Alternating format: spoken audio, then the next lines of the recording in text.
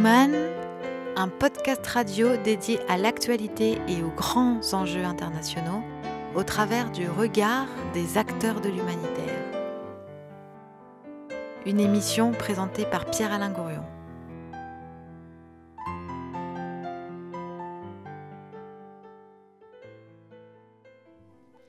Bonjour à tous, c'est Human, c'est notre émission bi-hebdomadaire sur les réseaux sociaux et sur Couleur FM.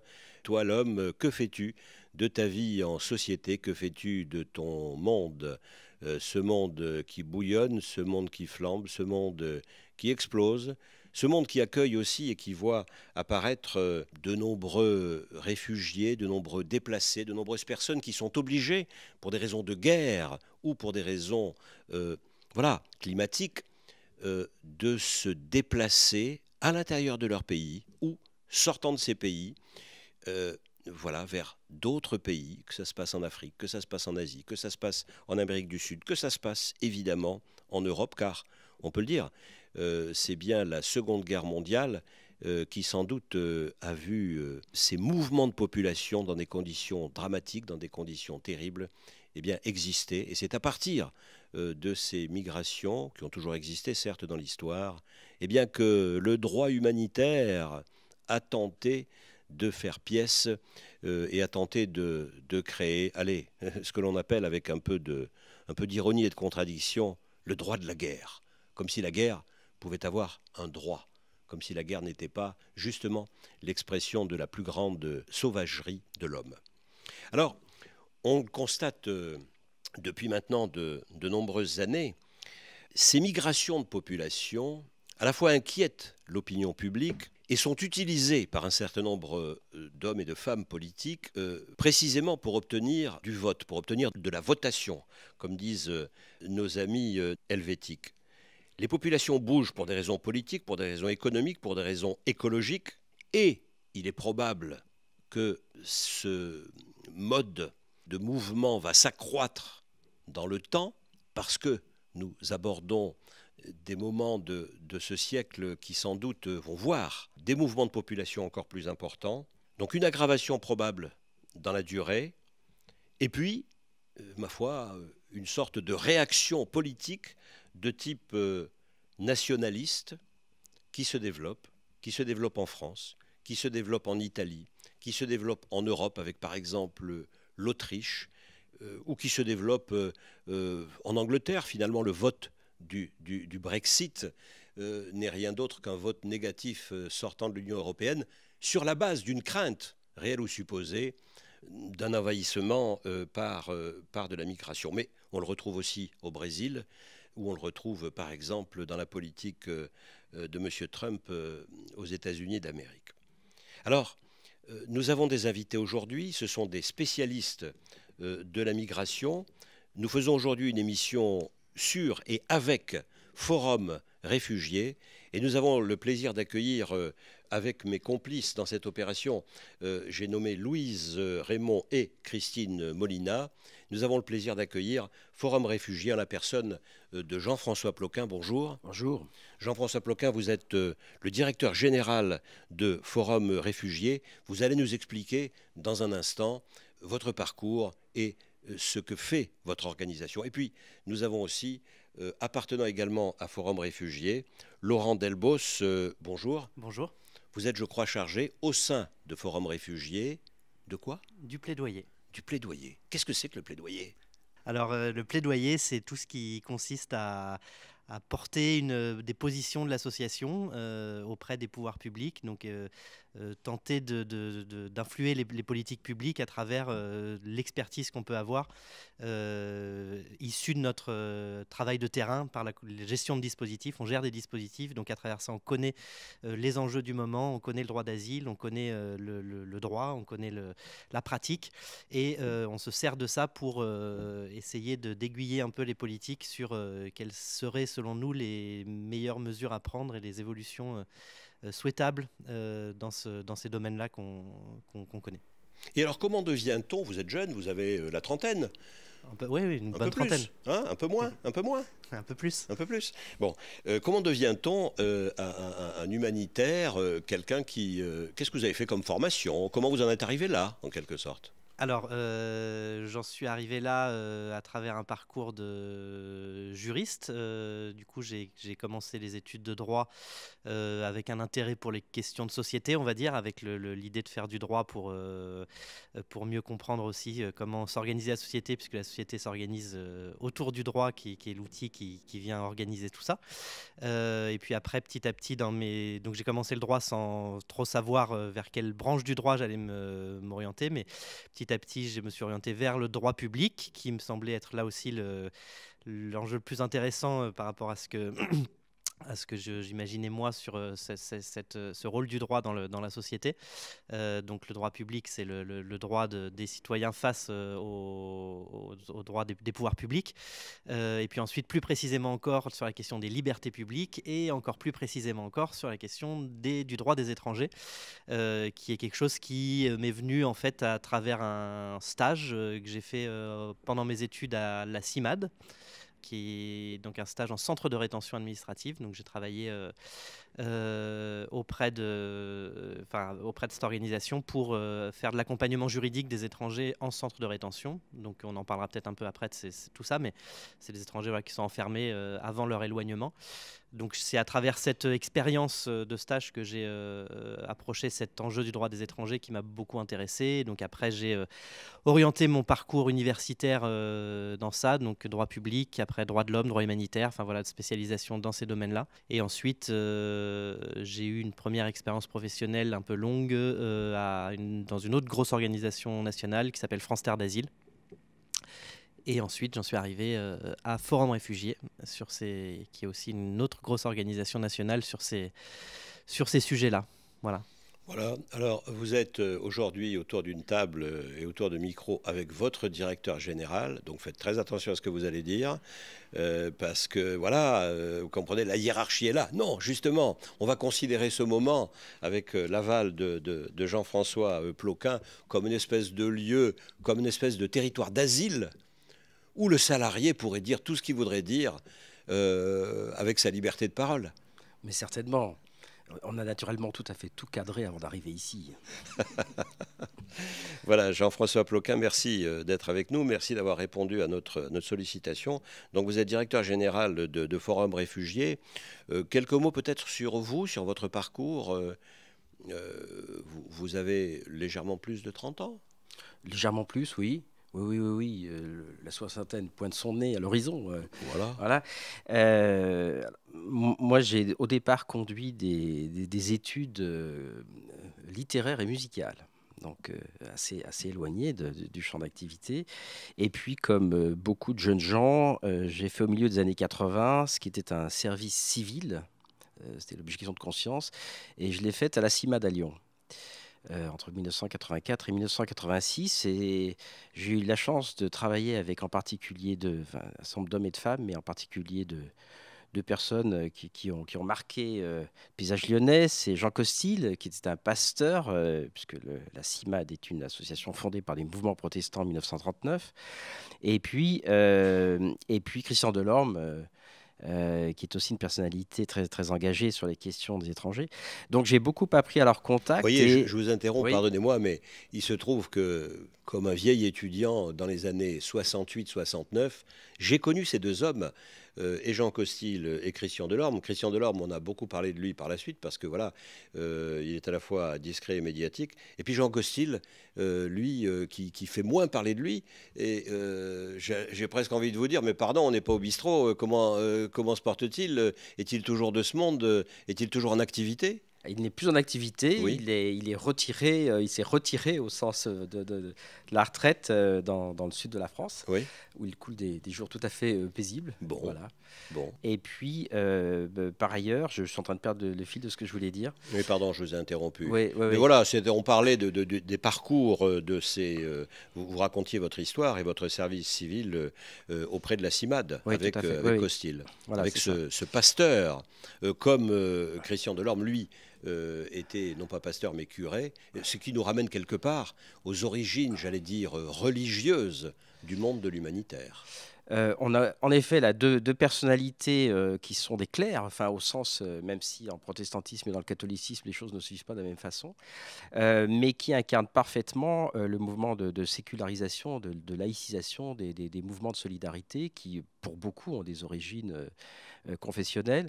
Mais dans un monde qui s'est sécularisé et où alors on a encore des secours catholiques, on a encore des protestantes, etc.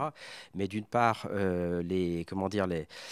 les valeurs fondatrices se sont élargies, le recrutement est tout à fait aconfessionnel. Il reste quand même parfois des ancrages. Alors, je pense à la CIMAD notamment, il y a des églises qui sont dans le conseil d'administration, il y a des donateurs, il y a des fidélités. Bon. Mais on est effectivement sur un monde extrêmement ouvert.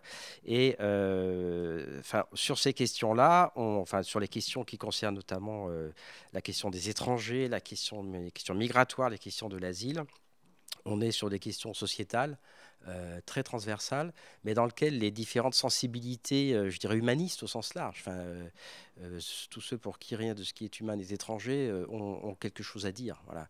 Et heureusement, ce sont des sujets sur lesquels on trouve toutes les sensibilités confessionnelles et philosophiques, et ça, il faut absolument le garder, parce que là, il y a un socle de valeurs, un socle de civilisation sur lequel on doit pouvoir s'appuyer assez largement.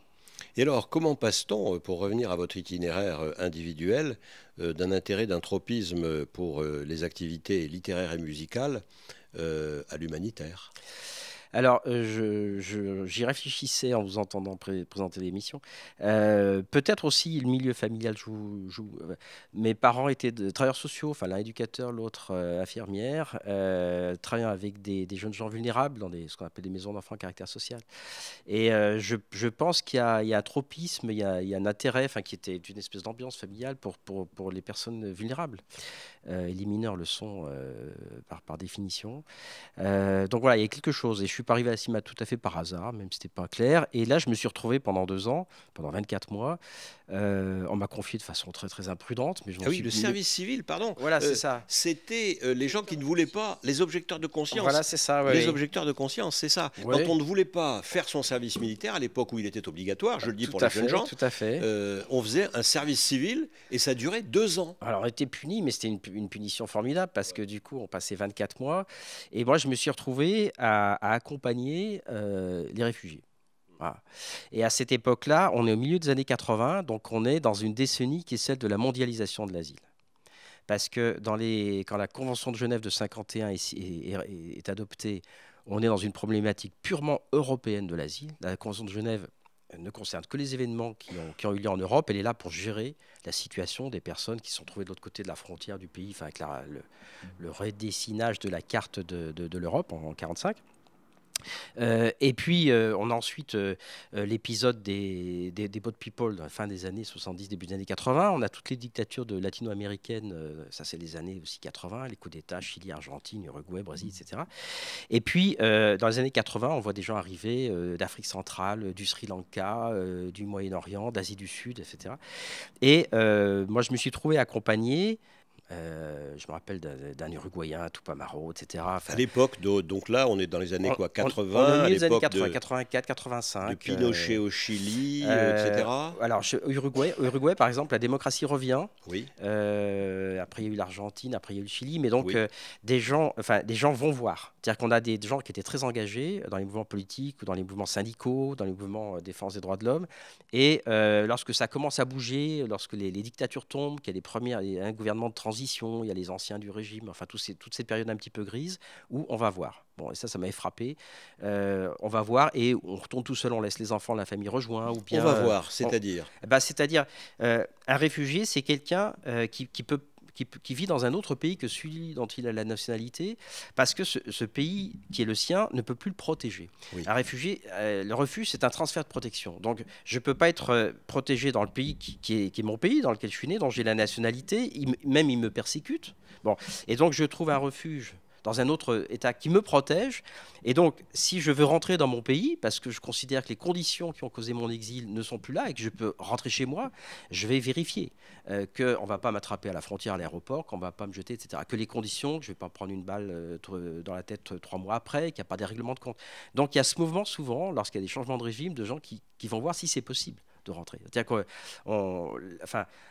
est dans des scénarios où on risque sa vie. Et vous avez donc accompagné des gens qui faisaient ce retour pour vérifier? Non, pas sur place. J'ai été frappé par le fait que, justement, il y a cette espèce d'entre-deux. Comme souvent dans la vie, il y a ces zones grises. C'est-à-dire que c'est comme quand... Oui, c'est ça. C'est-à-dire que le projet... Alors, il y a le projet de retour au pays natal, le retour au pays de mon enfance, des odeurs du quartier, de la cuisine, voilà, de ce qui fait le vivre. Et puis, il y a aussi, pour beaucoup, le retour dans le pays où j'avais mes engagements. C'est-à-dire que si la démocratie revient, je peux m'engager dans un gouvernement, dans un mandat politique, il y a tout ça. Mais parfois, il faut aller voir. Voilà. Et puis, donc, il y avait ça. Je me rappelle aussi, il y avait beaucoup de gens qui venaient les Tamouls du Sri Lanka. Parce que là, on était sur une guerre civile épouvantable avec vraiment des crimes de masse, une guerre terrible. Et les Tamouls sont venus très nombreux en Europe, et en particulier en France et à Lyon. Et puis, à cette époque-là, beaucoup de gens arrivent d'Afrique centrale. Et ça, c'est nouveau, c'est-à-dire qu'à l'époque, on ne disait pas, aujourd'hui, c'est la République démocratique du Congo, avec la capitale Kinshasa, parce qu'il y a le Congo-Brazzaville de l'autre côté. À l'époque, c'était le Zaïre de Mobutu. Et on a vu arriver 2000, 3000, 4000, 5000, 6000, 7000 personnes chaque année. Voilà. Au point qu'on s'est dit, mais c'était tout à fait nouveau. Et là, je me rapproche de l'histoire des associations dans lesquelles j'ai travaillé. Le Zaïre, c'est le plus grand pays d'Afrique centrale, c'est grand comme 4 fois la France, mais c'est un pays dont l'histoire coloniale relie à la Belgique. Et malgré son immensité, malgré le fait que c'est un pays francophone, les connexions avec le monde français étaient très faibles. Traitement médiatique à peu près zéro. On parlait du Zaïre quand les petits gars sautaient sur Kolwezi ou allaient chercher les ressortissants. On en parlait sans doute à Bruxelles. Mais on en parlait beaucoup à Bruxelles. Voilà. Dans la presse française, des entrefilets. Bien alors sûr. Que tous les jours, dans la presse... les universitaires, très peu d'études, peu de géographes, peu d'historiens, peu de coopérants, peu d'hommes d'affaires, peu de missionnaires. Enfin, voilà. Donc une espèce de faiblesse de connaissance de cette espèce de centre de l'Afrique.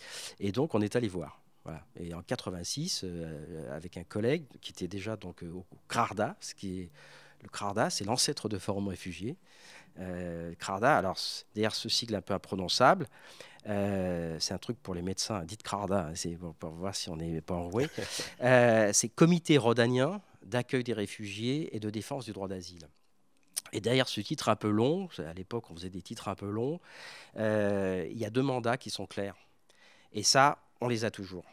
C'est-à-dire que accueillir les réfugiés, on est dans le dur. C'est-à-dire qu'il faut des murs, des toits, de l'eau courante, de l'électricité, des gens qui s'en occupent. Donc on est dans l'organisation d'un hébergement accompagné. Aujourd'hui on dit hébergement accompagné, c'est-à-dire qu'il y a des gens, ils sont quelque part et on les accompagne dans leur démarche. Et la défense du droit d'asile, c'est le mandat de plaidoyer que Laurent expliquait tout à l'heure. Et ça, c'est vraiment dans l'ADN de Forum. Aujourd'hui, il y a des gens qui font de l'accueil des réfugiés, qui le font très bien, mais qui ne sont pas dans le plaidoyer. Et puis, il y a des gens qui sont dans un plaidoyer très actif, mais qui ne sont pas dans la gestion de l'accueil. Et on essaie de vivre cette tension entre les contraintes quotidiennes de la gestion de site, avec une gestion un peu hôtelière, il faut changer les draps, tout ça, il y a des punaises de lit, bon, oui, il y a un côté très pragmatique, très réel, très matériel de l'accueil, et puis le fait que l'asile est une question sociétale sur laquelle il faut se prononcer régulièrement. Voilà. Et nous voilà donc au centre de notre sujet, au centre de notre propos, avec ces réfugiés, avec ces gens déplacés, avec cette humanité souffrante. Et on va se faire une toute petite pause musicale pour y réfléchir et continuer notre conversation. Et donc, Louise ? Alors, on fait une petite virée musicale du côté de Manu Chao avec Clandestino. On est de retour donc sur l'émission Human avec Forum Réfugiés. Jean-François Ploquin, donc directeur de Forum Réfugiés COSI. Alors, Quelle est cette appellation? Ce sont deux associations qui ont fusionné à une époque. D'où ça vient? Tout juste, c'est exactement ça. En fait, il y a eu un espèce de mouvement d'aller-retour. Tout à l'heure, on disait en 1986, beaucoup de demandeurs d'asile viennent d'Afrique centrale et du Zaïre, et on se dit, mais pourquoi est-ce qu'ils viennent? Et on va les voir. Et en allant voir là-bas, donc ça, on est en août 86, on découvre non seulement un pays qui est connu comme étant un régime autoritaire, une dictature, enfin Mobutu, mais on découvre aussi une société civile qui, dans la clandestinité, travaille notamment sur les questions de défense des droits de l'homme, qui publie des rapports, etc. On va y retourner en 1992, au moment de la répression d'une marche terrible, 1 million de personnes dans la rue, un petit peu comme les grandes marches auxquelles on assiste aujourd'hui en Algérie ou au Soudan. Il y avait 1 million de personnes le 16 février 1992 et il y a eu des dizaines de morts. Et donc là, on rencontre la société civile zaïroise puis congolaise et on va tisser des liens et de fil en aiguille, on va construire des projets d'appui, on va aller chercher de l'argent à Bruxelles, on va aller chercher de l'argent à l'Agence française de développement et on va créer un bureau sur place. Enfin bon. Mais alors, donc, comment ça se passe? C'est-à-dire que vous êtes là, vous êtes sur le territoire national français, Ouais. vous faites des maraudes, comment vous sentez l'arrivée d'immigrés? Par exemple, vous dites qu'il y a des milliers de gens qui arrivaient donc du Zaïre, là. Comment vous le savez, ça? Comment vous l'apprenez? Alors, très très simple, Oui. les gens sont là. Oui. C'est-à-dire que quand on crée le CRADA, alors je n'étais pas des fondateurs, mais lorsque le CRADA a été créé, un centre était hébergeait des gens du sud-est asiatique. Et un gens hébergeait des Zaïrois. C'est-à-dire que les gens étaient là physiquement. Et c'est le caractère à la fois important en nombre et nouveau qui interroge et qui fait que, tout à l'heure j'ai expliqué, il y a peu de bouquins, on va à la bibliothèque municipale, il n'y a rien, on va à la bibliothèque C'est-à-dire que vous vous universitaire. Et donc, saisissez on se dit, vous-même on y va. du problème parce que vous le constatez sur le terrain. Oui, et on se dit, Voilà. il faut comprendre, et pour comprendre, et ça Oui. c'est quelque chose auquel on tient beaucoup, c'est-à-dire qu'il faut ça, alors, comment dire, il faut se méfier des missions sur le terrain d'évaluation parce que des fois, on va chercher ce qu'on veut aller chercher. Enfin, on trouve ce qu'on est allé chercher. Mais enfin, il y a quand même une concrétude du terrain, une pluralité, une épaisseur du terrain qu'on ne trouve pas dans les bouquins, dans les reportages. Il faut aller voir.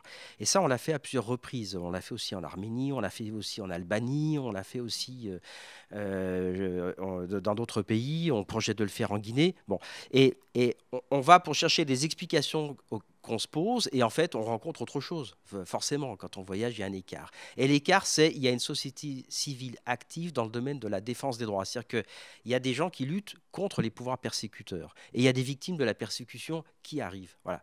Et donc faire cette route inverse des routes de l'exil, ça permet de comprendre pourquoi les gens s'exilent. Voilà. Et ça, c'est un mouvement auquel on tient beaucoup. Et alors ces deux associations, le CRADA et la CIMAD, ont créé le COSI en gros, ça s'appelait Comité Zaïre Information. Et le retour, c'est la réintégration du COSI en quelque sorte, qui a permis au COSI de s'appuyer sur une structure forte et qui a permis à Forum Réfugiés à ce moment-là de se donner les moyens d'une action internationale. Voilà, donc il y a une espèce de symbiose avec des acteurs qui étaient dans les deux. Voilà. Donc Forum Réfugiés, à la base, ça vient quand même d'une expérience sur le terrain. En fait, vous êtes des hommes de terrain. Vous n'êtes pas seulement donc comment dire, on peut dire des techniciens qui sortaient des chiffres sur l'immigration. Par exemple, si on va sur le site de Forum Réfugiés, il y a énormément d'infos, des pourcentages, mais ça vient quand même d'aller à la rencontre des populations pour bien les comprendre et bien comprendre les phénomènes migratoires. L'accueil des réfugiés, c'est toujours du terrain. Quand vous ouvrez un centre, c'est dans une ville, c'est dans une commune, c'est dans un village, c'est dans un quartier. Il y a un maire qui est d'accord, qui n'est pas d'accord, il y a un conseil municipal, il y a des habitants, il y a des associations. Ça match pas, il y a des craintes. Bon. Donc la dimension territoriale, mais charnelle de l'accueil, hein, on accueille, même si l'accueil des réfugiés, c'est du régalien. Parce qu'on est dans le transfert de protection. Donc, c'est une responsabilité de l'État de protéger. Voilà. Mais l'État n'existe pas. Ce qui existe, il existe, mais il n'existe pas territorialement. Ce qui existe, c'est 36 000 communes. Donc, qu'on considère les conditions dans lesquelles les gens ont vécu lorsqu'ils sont partis et ce qui a motivé leur départ. Là, on est dans la concrétude. Tout le trajet migratoire est terriblement concret. Quand on traverse le désert, quand on traverse la Méditerranée, quand on s'en remet à des passeurs, quand on prend dans la figure tout un tas de trucs, on est vraiment dans la concrétude du terrain. Mais ici aussi, l'accueil, c'est du terrain. Quand on cherche du boulot, c'est du terrain. Voilà. Et donc ça, c'est notre action première. On est à peu près 400 salariés à Forum et on a 2 chargés de plaidoyer. Donc, ça veut dire qu'il faut brasser beaucoup de concret tous les jours, oui, pour extraire ce sucre-là qui fait qu'ensuite, parce que dans le terrain, on voit ce qui marche et ce qui ne marche pas. On voit quand il y a des délais, on voit quand il y a des gens dehors, on voit quand les gens ne trouvent pas de logement, quand ils ne trouvent pas du travail, on voit que les gens ne sont pas soignés. C'est cette concrétude de l'expérience quotidienne qui fait qu'ensuite, on va mettre en forme et on va plaider. Alors, vous êtes du coup Jean-François Ploquin et vous aussi, Laurent Delbos, des observateurs, pas que des observateurs, vous êtes sur le terrain et vous agissez. Vous êtes un observateur privilégié des réactions de la société française et en particulier des communes devant la montée du phénomène migratoire, pour aller vite. Donc, renvoyez-nous des éléments par rapport à ça. Comment est-ce que cette société française réagit ? Il y a plusieurs facettes à cette réponse. Il y a une réaction qui, de plus en plus, peut être perçue comme une réaction de repli, un peu de méfiance par rapport à ces phénomènes migratoires qui sont présentés par de nombreux discours politiques comme étant un problème, comme étant quelque chose qui pourrait menacer la société française, etc. Donc il y a toujours un peu une crainte des pouvoirs publics d'accueillir un centre sur la commune, donc une crainte des citoyens de se dire on va avoir aujourd'hui près de nous ces étrangers dont on nous parle beaucoup mais qu'on ne connaît pas.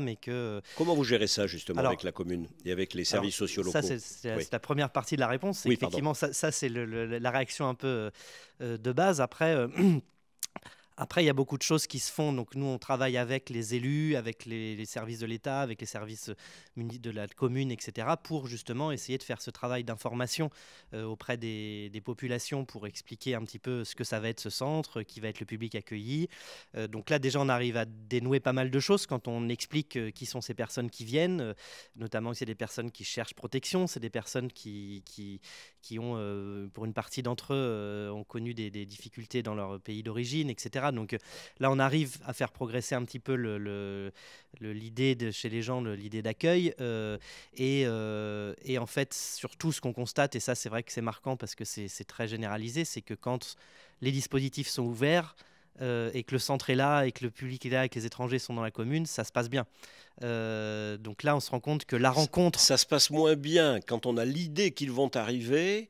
Et ça se passe mieux quand ils sont là et qu'on s'aperçoit que ce ne sont pas des monstres. Oui, c'est ça. Il y a vraiment toujours un décalage entre cette idée des étrangers tels qu'ils sont présentés dans les discours politiques, etc., qui renvoient à beaucoup de craintes.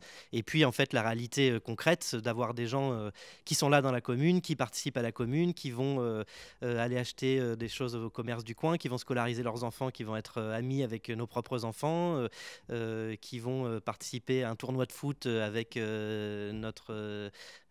des proches à nous qui sont dans la commune. Enfin voilà, donc du coup la rencontre en réalité c'est ce qui permet de surmonter beaucoup de préjugés et beaucoup d'obstacles. Mais voilà, c'est pour ça que c'est en deux facettes. Ce que je disais, c'est que les obstacles, ils sont là et c'est assez généralisé. Il y a toujours quand même des petites résistances, enfin pas toujours, mais très souvent. Mais c'est des choses qu'on arrive à lever et par l'accueil et par la rencontre, il y a beaucoup de choses qui se dénouent. À condition peut-être, c'est une question un peu délicate toujours, de respecter, non pas un quota, parce que le mot est honni, mais une certaine proportion, c'est-à-dire que peut-être éviter l'arrivage massif, je ne sais pas, c'est une question.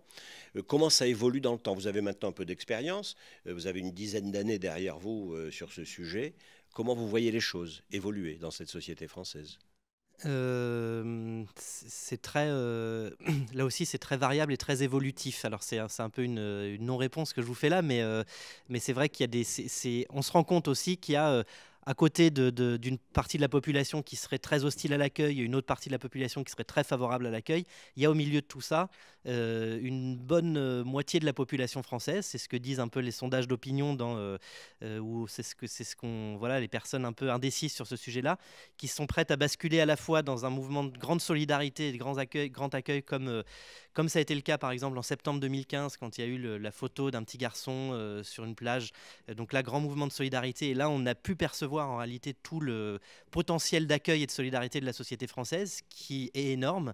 Donc là, nous, à Forum Réfugiés, comme plein d'autres organisations, on a été sollicités par des citoyens, par des élus, voilà, pour dire bah, là, il faut accueillir, quoi. Il y a aujourd'hui des choses qui sont inacceptables. On ne peut pas laisser les gens mourir aux portes de l'Europe. Il faut qu'on fasse quelque chose, il faut qu'on les accueille. Donc là, on a perçu ce mouvement de solidarité qui existe dans la société française et qui est très largement répandu dans toutes les communes où on est. Il y a des bénévoles, il y a des citoyens qui s'engagent, etc.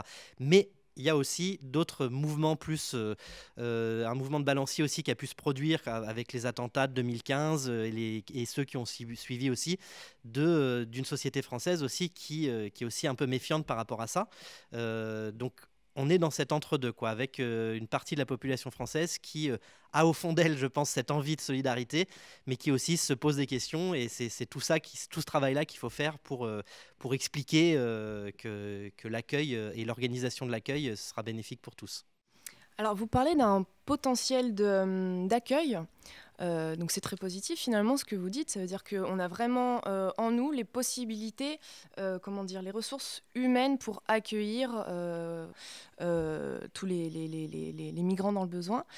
Mais le potentiel d'accueil d'un point de vue très pragmatique en termes par exemple de logement, parce qu'on entend beaucoup dire donc, dans les discours politiques que on ne peut pas accueillir toute la misère du monde parce que ça nécessite de pouvoir accueillir les gens sur des points de vue très concrets. Qu'en est-il réellement ? Est-ce que là aussi on a un potentiel d'accueil ? Alors, déjà sur cette question d'accueillir toute la misère du monde, il n'a jamais été question d'accueillir toute la misère du monde. C'est-à-dire qu'il n'y a personne qui a dit on va accueillir aujourd'hui. Il faudrait déjà définir ce que c'est que la misère du monde, mais une fois qu'on a dit ça, c'est déjà un peu déformé de penser qu'il a été question à un moment donné d'accueillir tout le monde. Il n'a jamais été question de ça. Aujourd'hui, l'essentiel, plus de 80%, 85% des personnes qui fuient leur pays aujourd'hui se réfugient dans les pays qui sont proches de ces pays-là. Donc c'est dans les pays du Sud que sont réfugiés aujourd'hui les personnes en besoin de protection. Hein. Quand on parle par exemple des Syriens, pour parler d'un pays un peu emblématique de producteurs de réfugiés de ces dernières années, les Syriens aujourd'hui, ils sont au Liban, ils sont en Jordanie, ils sont en Turquie et très à la marge sont en Europe et encore plus à la marge, ils sont en France.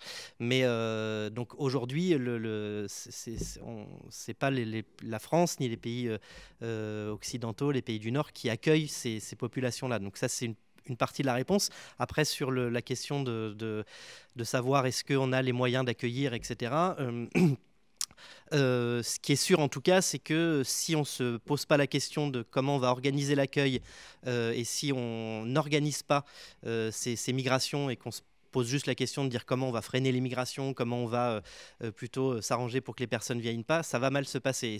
Mais dès lors qu'on met en place des choses où on organise l'accueil, on se rend compte que ça marche bien. C'est ce qu'a fait quand l'Allemagne a dit on va accueillir 1 million de personnes, ça s'est fait parce qu'ils ont mis derrière des politiques publiques qui ont permis cet accueil. Il ne s'agit pas juste de dire on va accueillir tout le monde et puis il y aura de la place pour tout le monde. Ça nécessite derrière effectivement l'établissement de politiques publiques très précises et très complexes et quand je dis organiser l'accueil et organiser les migrations, ça veut dire aussi de se donner les moyens d'accueillir les personnes qui peuvent être accueillies, qu'on doit accueillir au titre de nos obligations, qui rentrent dans les critères aujourd'hui pour avoir un droit au séjour ou un droit d'asile en France, mais ça veut dire aussi prendre les mesures pour éloigner les personnes qui sont en situation irrégulière sur le territoire. L'organisation des migrations aujourd'hui, c'est ça, donc c'est ni accueillir tout le monde, ni rejeter tout le monde, c'est prendre la question migratoire dans toute sa complexité. Donc si on veut, on peut. Pour autant, aujourd'hui, il me semble qu'on n'a pas encore réussi à mettre en place un système de prise en charge des migrants qui soit vraiment vertueux, efficace. Pourquoi ? Quels sont les obstacles ? Est-ce que c'est parce qu'il faut passer par une vraie organisation, une vraie cohésion européenne, voire internationale, et est-ce que c'est là-dessus qu'on a du mal à se mettre en marche ? Comment organiser sur le plan international ce système de migration ? Est-ce qu'on n'a pas du mal finalement déjà à communiquer déjà d'un point de vue européen, on voit où on en est. Est-ce que tous ces dysfonctionnements entre les pays finalement nuisent au mouvement migratoire, à l'accueil ? Alors je commence la réponse, puis je laisse Jean-François compléter. Sur la question internationale, il y a un mouvement très récent qui est assez intéressant, c'est que les Nations Unies justement se sont posé la question justement en 2015, ils ont lancé un mouvement de se dire il faut un peu organiser la gouvernance des migrations à l'échelle internationale. C'est ce qui a donné lieu à un travail pendant 2 ans avec les États, les organisations non gouvernementales, les organisations internationales, etc., pour construire 2 textes qui ont été adoptés à la fin de l'année 2018, un pacte mondial sur les migrations et un pacte mondial sur les réfugiés. Donc c'est aujourd'hui 2 textes qui ont été signés par beaucoup d'États. Le pacte mondial sur les réfugiés, quasiment tous les États membres des Nations Unies l'ont signé. Celui sur les migrations, il y a eu quelques résistances d'États parce qu'il y a eu des polémiques, ce qu'on a appelé le pacte de Marrakech, avec du coup un peu une instrumentalisation de certains courants politiques et certains États du coup qui ont dit nous on veut pas signer ça parce que ce pacte il nous oblige à à accueillir plein de gens, etc. Ce qui n'est pas du tout le cas. Hein. Du coup le pacte mondial sur les migrations, il oblige en rien les États sur leur souveraineté. Et sur la question de l'accueil, ça reste une souveraineté des États de décider qui rentre, qui sort du territoire. Mais l'intérêt de ces textes, c'est justement de se dire il faut mieux organiser la gouvernance des migrations au niveau international. Mais dans cette réponse, j'ai aussi indiqué qu'il y avait derrière tout ça quelque chose qui est au cœur de ces problématiques migratoires, c'est la question de la souveraineté des États. Donc les États sont aujourd'hui souverains, c'est le cadre des relations internationales telles qu'elles existent aujourd'hui. Les États ont la compétence pour décider qui rentre, qui sort du territoire, quel titre de séjour on attribue, etc.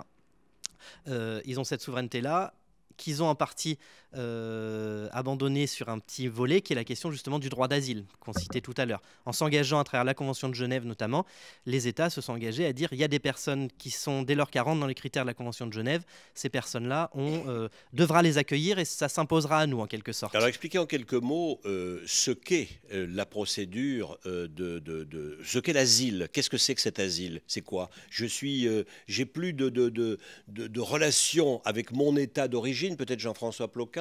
J'ai perdu ma relation avec mon état d'origine parce que j'ai dû bouger, parce que j'ai fui. Et je suis quoi? Je suis un apatride. Alors je vais demander à un État une protection au titre justement de ce droit d'asile. D'où vient ce droit d'asile? Alors d'où vient le droit d'asile? Oui. Je pense qu'il est aussi vieux que l'humanité. Enfin, on n'était pas là pour le voir, mais en tout cas, on sait bien que dans l'Antiquité, il y a des lieux protecteurs. C'est le temple, c'est des villes d'asile. Derrière la notion d'asile, il y a cette notion qu'il y a des lieux où le bras armé, le bras qui tient l'épée ne peut pas rentrer. Voilà. Donc il y a des espaces sanctuarisés. Voilà. Et c'est ce que ensuite va formaliser le droit positif, qui fait que on organise des lieux dans lesquels la personne est protégée. Alors, et ça rejoint la question précédente, mais massivement, les gens qui sont considérés comme réfugiés, parce que là, il faut qu'on fasse un tout petit peu de sémantique, parce qu'on parle de réfugiés, on parle de demandeurs d'asile, on parle d'apatrides, on parle, etc. Donc, le réfugié, encore une fois, c'est une définition juridique, c'est la Convention de 51, c'est la personne qui, se trouvant hors du pays dont elle a la nationalité, ne peut se réclamer la protection de ce pays pour un certain nombre de raisons, parce qu'il est persécuté à cause de ses opinions politiques, de son appartenance à une ethnie. J'ai le droit, moi, voilà, être humain, d'avoir la protection d'un État, et si je ne l'ai plus, je peux la demander à un autre État, ou je peux la demander à une organisation internationale, pour aller vite. Alors là, on est dans les... Oui, c'est l'article 14 de la Déclaration universelle des droits de l'homme, tout homme a le droit de demander l'asile. Voilà. Bon. Effectivement, alors, le HCR, il répartit très peu, parce que... HCR, le Haut Commissariat pour les réfugiés, qui est l'organe des Nations Unies qui a été créé pour s'occuper des réfugiés, il gère essentiellement les gens là où ils sont. Et comme Laurent le disait tout à l'heure, c'est 85-86% des gens qui sont dans les pays limitrophes. Parce que quand vous fuyez la guerre, quand les milices arrivent et mettent le feu à votre village, vous fuyez à pied, vous prenez le gamin, vous n'avez pas le temps de prendre le passeport, pas le passeport, etc. La plupart des gens se déplacent à l'intérieur même de leur pays. C'est-à-dire que pour 5 millions de réfugiés syriens, il y a 8 millions de Syriens déplacés dans leur propre pays. Mais ou simplement, vous savez, d'abord, si vous êtes dans un pays enclavé, vous ne pouvez pas marcher 1000 km jusqu'à la frontière. Donc vous allez jusque-là, vous êtes à l'abri parce que là, on ne viendra pas vous chercher, là, on ne viendra pas vous tuer, là, vous êtes hébergé, vous êtes accueilli par le village d'à côté, etc. Donc cette réalité très, très concrète, on court jusque là où on peut s'arrêter de courir. Bon, alors parfois c'est dans son pays, et si on franchit la frontière, on devient réfugié. Et la plupart des réfugiés dans le monde sont reconnus prima facie, comme on dit, c'est-à-dire qu'on constate, voilà, que vous êtes réfugié parce que le simple fait que vous fuyez et que vous arrivez. Voilà. Donc la grande majorité. Et puis le HCR, il constate aussi que des gens peuvent pas rester réfugiés là où ils sont, parce qu'ils sont parce qu'ils sont trop vulnérables, parce que ils peuvent être inquiets dans le pays où ils ont trouvé un premier refuge, parce que il y a des enjeux simplement pour des gens qui vivent dans des tentes, de ne pas vivre toutes. Enfin, on peut décider de vivre dans des conditions très dégradées, mais on pense à ces enfants qui ont interrompu leurs études et on veut, et c'est pas possible dans le pays de premier accueil parce que vous êtes 500 000, vous êtes 1 million, donc on va chercher un pays d'accueil définitif, et c'est ce qu'on appelle la réinstallation. Voilà. Donc le HCR anime des programmes de réinstallation, et l'Union européenne a un programme de réinstallation, et les États membres peuvent s'inscrire dans ce mouvement de réinstallation. Et là, et j'en termine sur cet élément-là, là on est effectivement sur la question de la répartition, et des quotas, et des combien, et des pourquoi, et des ils viennent où, etc. Alors, on va y revenir, mais on va faire une seconde pause musicale. Louise, tu nous proposes quelque Petite chose? respiration Oui. avec Calypso Rose, mais on reste quand même dans le thème puisque le titre c'est Far From Home.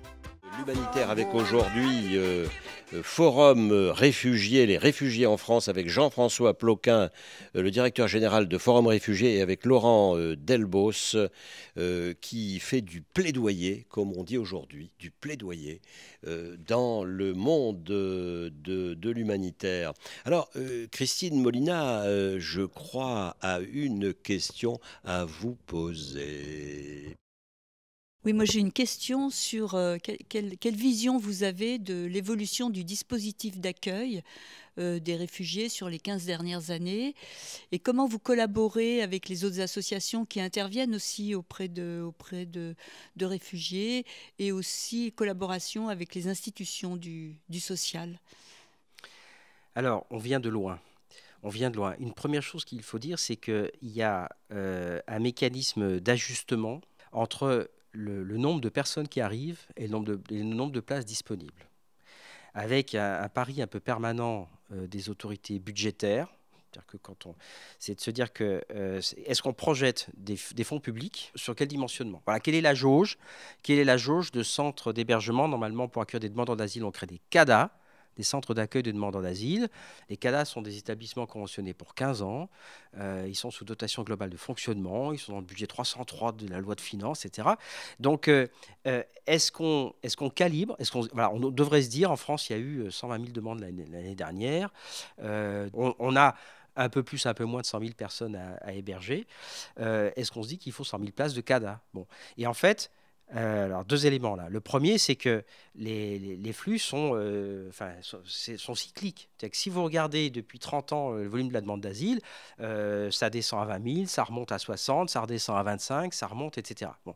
Là, on est quand même depuis 10 ans, depuis 2008, en tout cas, on est sur une hausse continue, et on a 2 fois doublé le nombre de demandeurs d'asile sur la période récente. Donc, on vient d'un parc d'hébergement. On parle de parc d'hébergement, de nombre de places qui est sous-dimensionné de façon chronique, et qui, pourtant, a fait l'objet depuis quelques années de mesures plutôt contracycliques si on parle du budget. C'est-à-dire qu'il y a des efforts budgétaires qui vont contre les contraintes budgétaires. L'État diminue et là, on augmente. Donc, depuis quelques années, il faut le dire, il y a un peu de courage budgétaire. On crée des places chaque année. Cette année, l'année dernière, l'année d'avant, etc. Bon. Et on va arriver au total à 90 000 places, quelque chose comme ça, ce qui est assez remarquable, c'est un gros effort. Mais pour tout un tas de raisons un petit peu techniques, qui tiennent au taux de rotation, au statut des personnes, etc., il en manque toujours beaucoup, et une personne sur 2 n'est pas hébergée quand elle arrive. Voilà. Donc, notre association fait partie de celles qui prennent leur part de l'ouverture des places. Il y en a beaucoup. Alors, il y a des grandes associations nationales. Le premier hébergeur, c'est l'ancienne Sonacotra, qui s'appelle aujourd'hui Adoma, et qui a reconverti une partie de ses foyers de travailleurs migrants, parce que les travailleurs migrants ont vieilli, voire ont disparu, et donc il y avait de la place, et ils sont devenus le premier acteur de l'hébergement des demandeurs d'asile. Mais il y a d'autres, il y a France Terre d'Asile, il y a Coalia, il y a Forum, etc. Chaque année, on crée 10 places par-ci, 50 places par-là, parce qu'il faut créer des places. Et là, on rejoint la question du plaidoyer.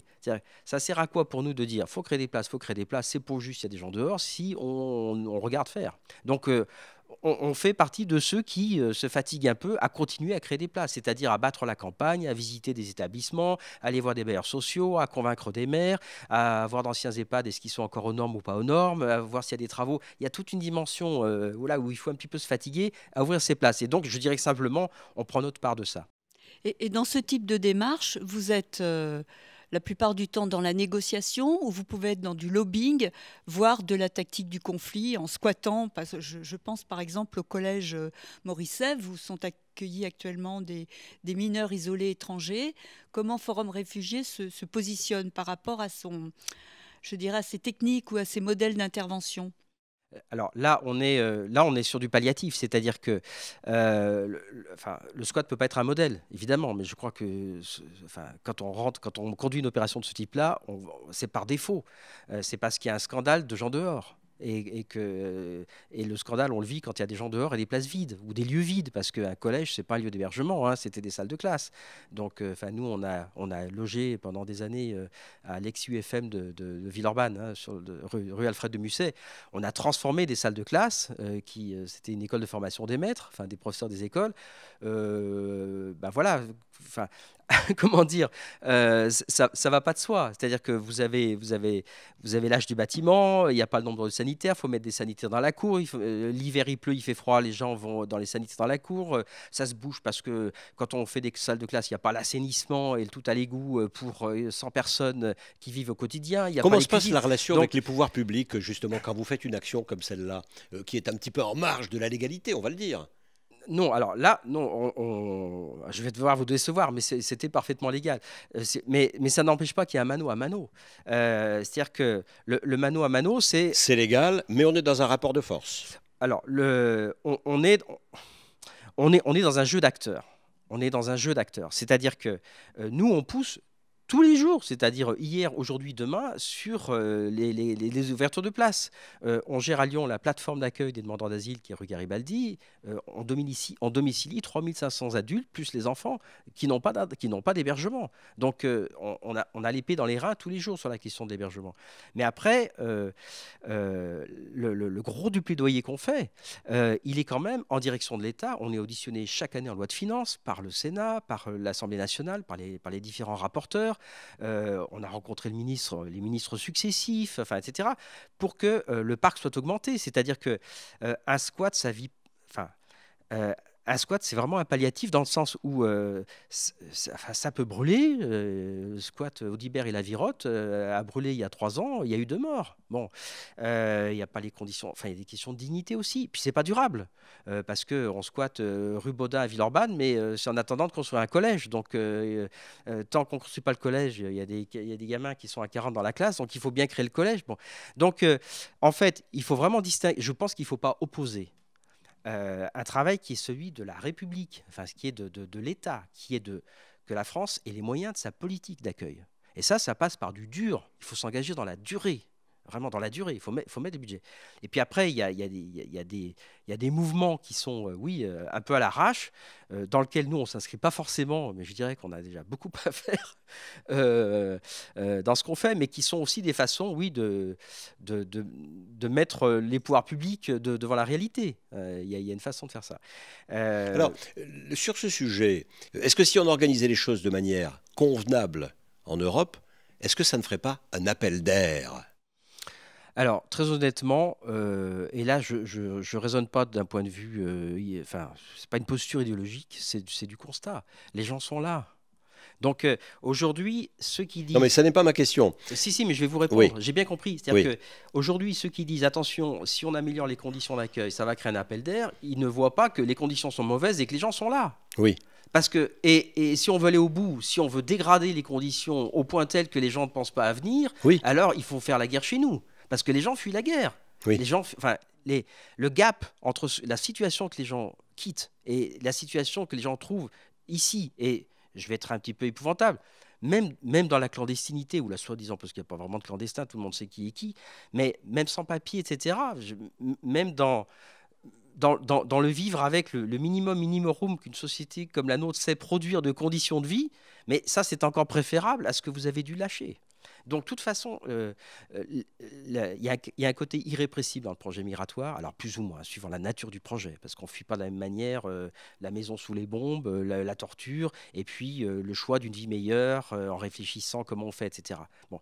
Mais ce qui détermine les gens à venir, c'est pas si on touche 8 ou 9 euros par jour comme demandeur d'asile, si j'aurai 9 ou mètres carrés, ou si c'est pas ça. Donc, voilà. la théorie de l'appel d'air qu'on entend ici et là, pour vous, n'a pas de réalité objective. Et puis, il faut rappeler que il n'y a pas d'arrivage massif chez nous. Voilà. Là, c'est la géographie qui commande. Oui. La France est au bout de la péninsule européenne. Oui. Donc, les grandes migrations qui nous viennent de l'Asie, du Proche-Orient, du Moyen, on est le dernier pays. Là. Enfin, ici, il y a l'Irlande après. Voilà. Oui. Et puis après, c'est les Açores, mais on est le dernier pays où on arrive. C'est pour ça que les gens arrivent les Balkans, l'Europe centrale, etc. Donc, ça arrive surtout dans les Balkans, ça arrive en Turquie, ça arrive en Italie, c'est ça? Avec les guillemets, on ne voit pas les guillemets à la radio, donc je dis que j'en mets. On est protégé par la mer. C'est-à-dire que si on veut traverser la mer, on la traverse là où elle est étroite. On va à Gibraltar. C'est le canal de Sicile. Est-ce que l'Europe est devenue une forteresse? Non, si elle était une forteresse... En 2015, il y a quand même 1,5 million de personnes, 1,2 million qui sont passées. Alors, c'est plutôt la France. Comment dire? C'est pas aberrant qu'en supprimant les frontières intérieures, on se donne les frontières extérieures. Là, parce que c'est une logique de... Comment dire Forum, on n'est pas sur une position sans frontiérisme. D'une part, parce que si on perd totalement la maîtrise des flux, on arrive dans une mise en difficulté de tout le monde. Il y a population d'accueil, population migrante. Enfin, on est dans l'ingérable et on est dans des choses très très dures. Aussi parce que la frontière qui protège, s'il n'y a plus la frontière, il n'y a plus la protection. C'est-à-dire que, je dis souvent, c'est une formule, mais j'y crois un peu, qu'un monde sans frontières, c'est un monde où les persécuteurs sont partout chez eux. Le persécuteur, il faut pouvoir l'arrêter à la frontière. La milice, la troupe armée, etc. Voilà. Donc, la frontière extérieure... L'organisation étatique et l'existence de frontières constituent pour vous, encore aujourd'hui, une sorte de bouclier, de lieu qui permet de mettre du droit et donc de la défense du plus faible. D'une part, je ne vois pas qu'on connaisse d'autres organisations des sociétés humaines que sous cette forme de l'État-nation dans ses frontières. Et d'autre part, oui, il y a cette dimension de bouclier. Ensuite, et là on retrouve une bonne vieille tâton, la Convention de Genève de 1951, c'est-à-dire que vous ne pouvez pas refouler à votre frontière, vous ne pouvez pas refouler quelqu'un qui invoque la persécution.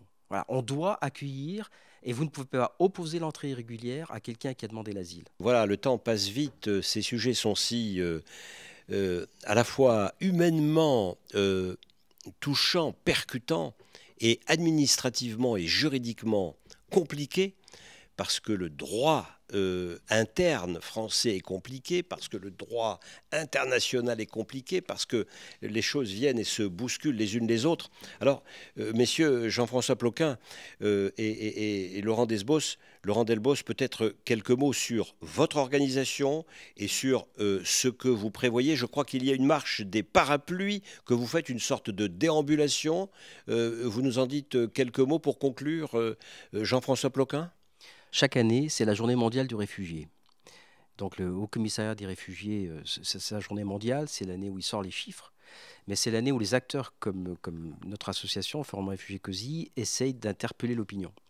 Et à Lyon, depuis une quinzaine d'années, ça prend la forme d'une marche dans les rues, dans l'espace public, sous de grands parapluies blancs. Le blanc, c'est la neutralité, c'est la couleur des Nations Unies aussi. Et puis, le parapluie, c'est pour se protéger des intempéries. Donc, quand on marche sous un parapluie, on rappelle cet impératif de protection. Et les gens qui nous voient passer dans la rue en faisant leurs courses ou qui entendent du bruit à la fenêtre, qui regardent, donc on tracte un peu, etc. Et puis on essaie de faire un petit peu d'événementiel autour. Oui, c'est le moment où on s'adresse plus particulièrement à l'opinion, où on fait parler aussi un certain nombre de personnalités pour que ce désir d'accueil, cette nécessité, mais plus que cette nécessité, c'est pas que quelque chose de subi. Il y a aussi un plaisir d'accueillir, il y a un plaisir de la rencontre, il y a une joie, il y a une dimension fierté, il y a un côté marche des fiertés pour les réfugiés. Merci de conclure avec ce mot d'espoir, parce qu'il est bien vrai que, et c'est le sens de notre émission Human, que c'est peut-être à travers ce partage, à travers la rencontre d'autres personnes venant d'autres cultures, que notre humanité s'inscrit dans la durée, s'affermit et sourit à nos enfants. Voilà, alors vous étiez dans Human, cette émission que vous allez retrouver en podcast sur nos réseaux sociaux, c'est-à-dire sur le Facebook de Bubble Art, sur le Twitter de Human ou son Instagram, et sur YouTube, et bien sûr sur notre site qui est Bubble, B-U-2-B-L-E, B-U-2-B-L-E, tiré du 6, art, A-R-T, prod, P-R-O-D.com, à la mention Human. À bientôt pour une autre balade avec d'autres humanitaires. Salut!